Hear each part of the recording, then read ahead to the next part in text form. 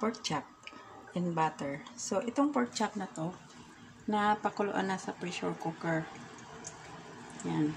Napakuluan na siya, mga 20 minutes yata on high heat. Pero may, na yan, may paminta, may asin, may magic sarap. Tapos, meron ng salt and pepper at saka laurel leaves. Tinanggal ko na yung laurel at saka luya. So, ang natira na lang dyan ay ang red onion.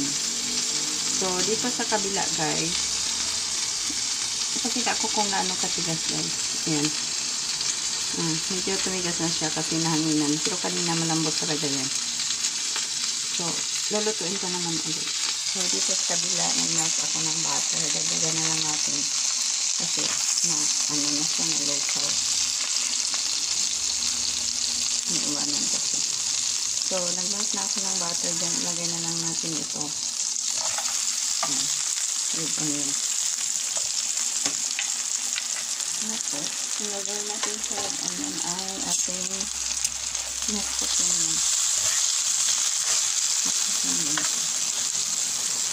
Parang decoration na yun siya ba. Ngayon, kunin na natin ang pork chop.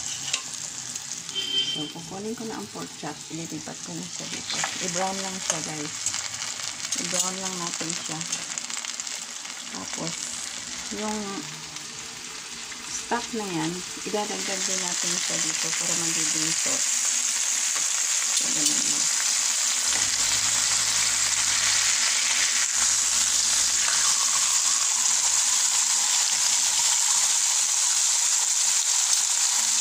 Ang tawag dito ay pork chop ng butter and red onion.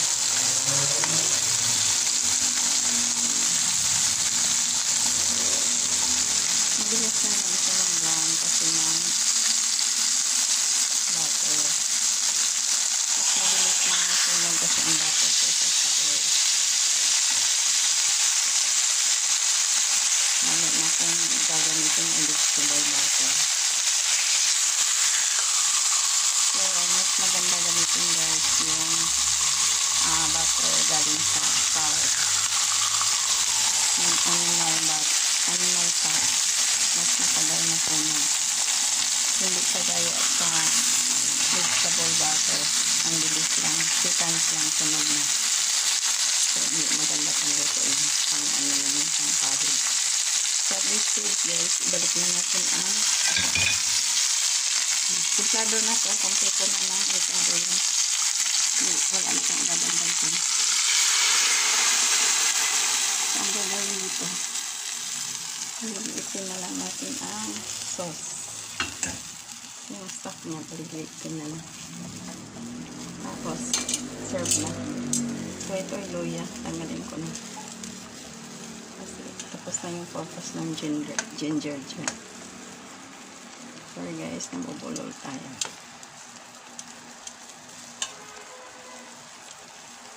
Ito yung red onion na sunog.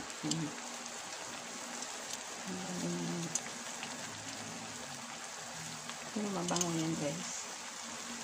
Ang sunog na onion siya garlic, mabango yan siya.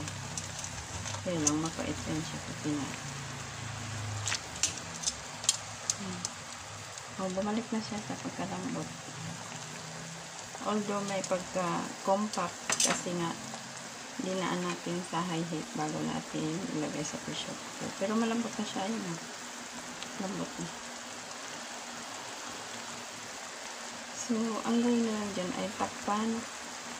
Tapos, pag kunting-kunti na lang ang sauce, isa-serve. So, yun lang, guys.